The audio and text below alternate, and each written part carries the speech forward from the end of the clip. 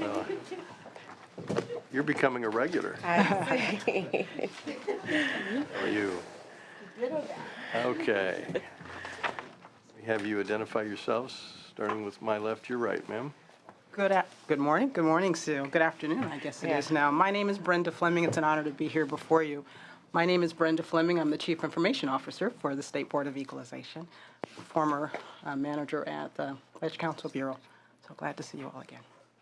Hi, I'm Edna Murphy. I'm the admin deputy for the Board of Equalization. Okay. Damian Mimnon with the Department of Finance. Tom Giordano with the Department of Finance. Faces. Lourdes Morales with the LAO. Good to have you all. Okay, who wants to present? I will. Thank you. The Board of Equalization is requesting $17.5 million and 43.1 positions. That's 22.5 positions, permanent positions, and 20.6 temporary help in fiscal year 16-17, and $15.3 million and 44.6 positions in fiscal year 17-18 to enable the CROSS project to transition from its procurement phase to its implementation phase. In addition, provisional language is requested allowing access to $5 million for a contract payment if needed. The CROSS project is an informational technology modernization effort designed to expand tax and fee payer services, improve the efficiency and effectiveness of the BOE operation, and enhance its ability to generate increased revenue, reducing the tax gap. We'd be happy to answer any questions that you may have. Well, let's touch base with finance first. Any comments or concerns? I would just start out to note that we worked very closely with the Board of Equalization on refining this proposal, and we think it puts them in a very strong position to move forward with this year as they move into the implementation phase of this project. Leo? We have no concerns with the proposal. We note that, reading the staff recommendations, that it is reasonable for the members to be comfortable with it moving forward, but we think this is a reasonable next step. If you have any questions about the specific details, I have Lourdes Morales with me to answer some of the IT questions if you have them. Well, are you, where is Caltech in this? No, I wouldn't miss you again, ma'am.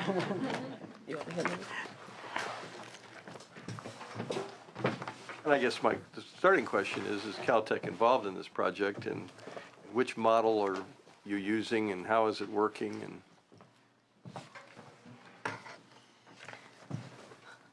Is that live? Yes. My name is Becky Stilling. I'm with the Department of Technology. Good afternoon. Board of Equalization has project approval and has been working on this project for some time. They're currently in the procurement phase, and they have a competitive bid being evaluated right now. We expect that to be awarded a little later this year, and the vendor to be selected and onboarded before the end of this year. now, perhaps my information is a little out of date. The Department of Technology had several models that government departments and agencies could follow, right? You could do the project, the department could do the project, you could be an advisor, you could come in and help manage the program. Is that still Yes. Is that still alive? Yes. The Board of Equalization's CROSS project was originally approved by a feasibility study, and they have been managing this project in-house using staff, a project director, project managers themselves. Our role is to do the oversight, IT project oversight of the project, and we have two project managers oversight managers who are embedded on the project, who are there actively participating in meetings and observing the development of the project management plans and decisions and activities. Is the BOE staffed appropriately to manage this entire project? In my opinion, I think they will need additional positions, and as in part, it will depend on which vendor gets selected and what that working model is for that vendor. Well, and refresh my recollection on this point as well. Who makes the decision whether, well, to what extent to involve the Department of Technology? Is that the agency, or in this case, the board? Typically, and in this case, the department itself will evaluate existing capability and capacity. One of the things that is always a challenge is looking at all of the work activities, both to keep the trains running on time for purposes of a department's core mission, as well as the burden of a new IT project. In the case of Board of Equalization, they have a number of projects going on all the time. One is mobile telephony taxes is part of what they're also implementing. So it's a moving target all the time for departments to keep track of where are the people, what do we need for the project at this point, what do we have of the other burden. And what they will do is a department will submit a budget change proposal with a request for additional staffing. Department of Finance obviously looks at that very closely and examines the pros and cons of that. And we're always asked when there's an IT project involved or even an IT component on a budget change proposal to provide our input to the Department of Finance as to whether or not it makes sense for the department to have the additional resources they're seeking. Who actually prepares the contract documents? That is done jointly. Primarily, our state project, state IT project procurement, STPD, State Procurement State Technology Procurement Division. It's within the Department of Technology. This group in the Department of Technology was carved out of General Services a couple of years ago. They are contract experts. They follow the state contracting law, and they guide and shepherd all state departments when there's an IT project involved through the procurement process and then through the contracting process. A state department may not sign an IT contract by themselves. It requires a signature of the Department of Technology's project STPD division chief. So with respect to the project management, you have two Department of Technology folks embedded in the board's operation to oversee this. Yes. How does the oversight actually work in terms of who do those folks report to, what reports are generated? Maybe you can put that in context of some of the other projects that we've heard here in this committee over the years. We have state policy that specifies the scope and character of oversight, in particular all the things that during the course of an IT project we've got to verify and examine. That if you want to roll them all up into categories, our primary focus is that the project is on track for its budget, its time, and its scope.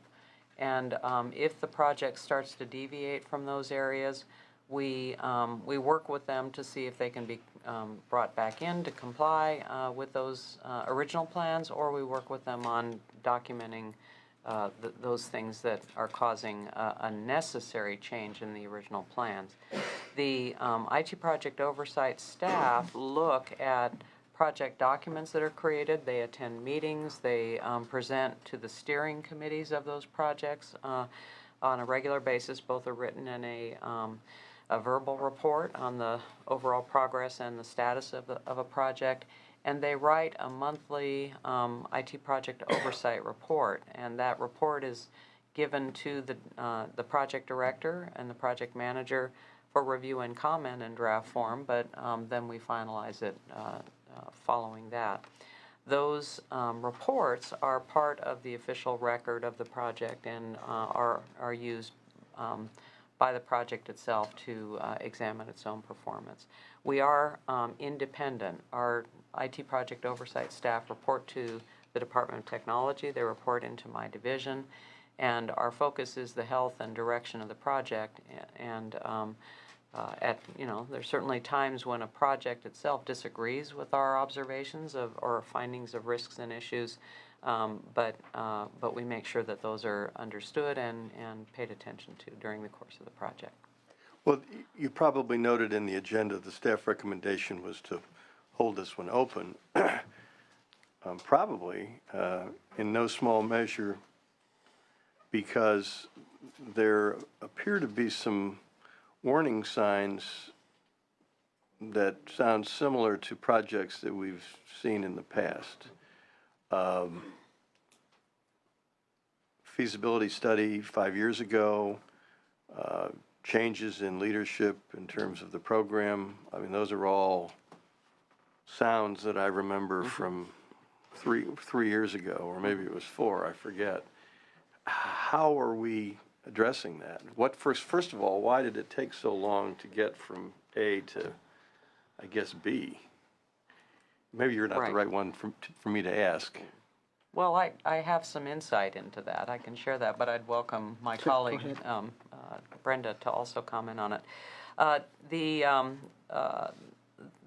The project itself is doing, there's an important thing that it's doing, and that is it's using a vendor compensation model that is a little unusual. Most IT projects are that hire a vendor, plan to pay the vendor on the basis of deliverables.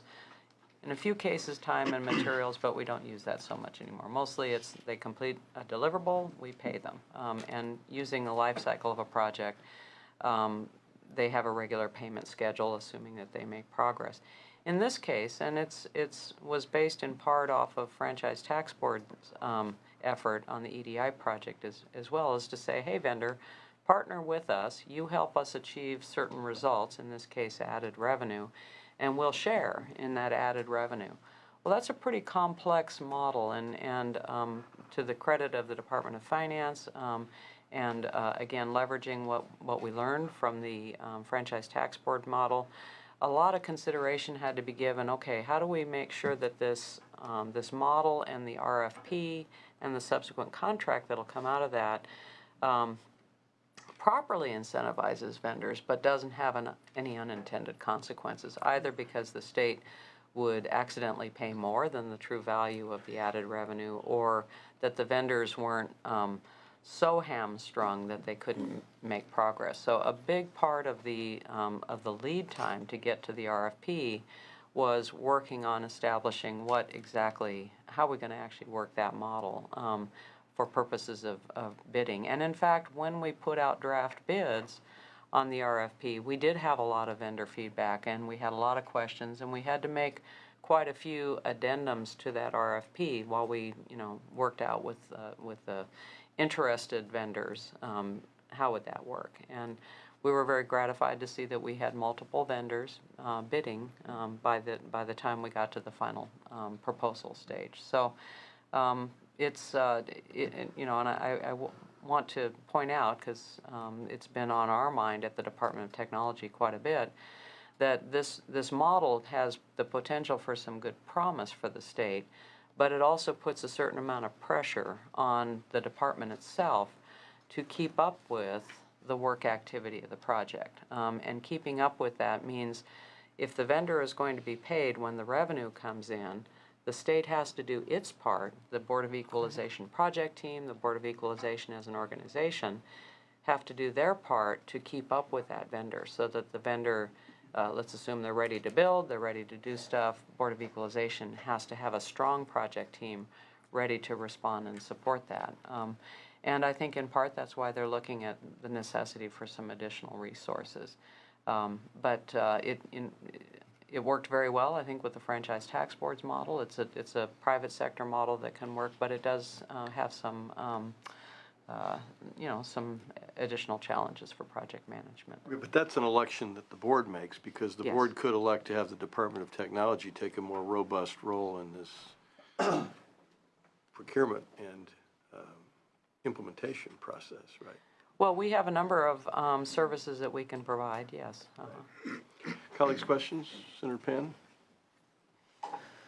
Thank you. I certainly think it's important that we try to move forward, and I see also the staff comments in terms of this project. One of the concerns, though, that I do have is that, at least in the staff report, it appears that the staff has not been able to obtain or been provided, the documentation that helps the staff to be able to evaluate the progress. And so we, of course, that's how we evaluate do our oversight. And so that doesn't build confidence. I mean, we appreciate you being here and now telling us, but we also want to be sure that they have the material, that they can provide the analysis. And I mean, I think it's not so much people are saying that you're not doing the work, we just don't know. We trust you are, but, you know, trust and verify is what a former governor said around here. And we've seen, unfortunately, too many cases of IT projects that have blown up to not want to have some verification, too. So I think there was a lot of lack of clarity. So it's more this absence of information that is making us uncomfortable.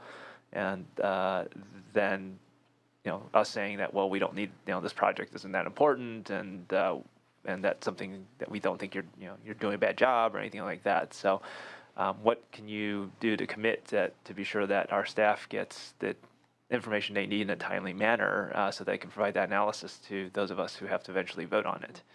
Can you speak to that? That's for you. Sure. Thank you. Thank you for the opportunity. Excellent question. And again, I concur with your observations.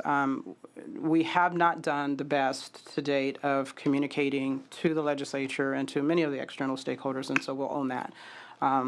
I've been with the Board of Equalization now for about 5 years, and so we have had, to your point, Senator Roth, some leadership changes, and we've had tremendous staff that have been involved in it. But we recognize, you know, as we were in the procurement phase, that there was a balance between the need to communicate and keep people informed, and also the balance of trying to keep the process confidential, the procurement portions of it confidential. But even that said, now that we're coming out of the procurement and it's coming to its end, and hopefully moving into implementation, we absolutely recognize that and commit to making sure that those communications occur regularly. My primary focus has been to move the project from a state of sort of being a little bit separate, as they kind of been in their own sort of like Vatican City, and attempting to move them out into the mainstream organization so that staff are informed and getting information, and we have that give and take and feedback, capturing that information and being able to share that with external stakeholders, including even taxpayers, so that they too have an opportunity to be aware of some of the system changes that are occurring. It would be my pleasure to be able to provide the regular reports that we provide on a monthly basis. It would be my pleasure to make sure that you get that information.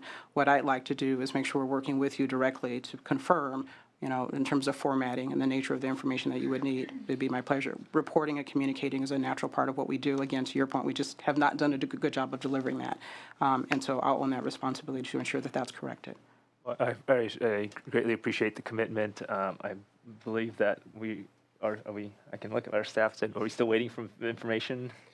That we need? We're gonna Okay, hold this open. So Governance issues. okay, Okay. right. Okay, we're gonna so hold this go open. ahead and hold that And the open. reason Senator Pan asked the question is he was sitting here with me, and not too many years ago, where we were looking actually at reports that the legislature received. And I call it the red light, green light report, and the lights and the lights were all green, but they really should have been red. Yes, sir. And so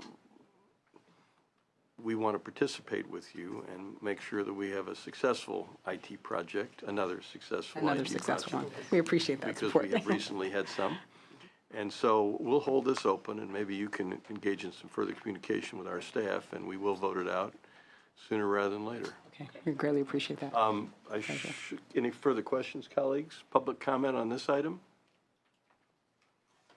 Seeing none, we'll be back. It's a pleasure. Thank you. Thank you.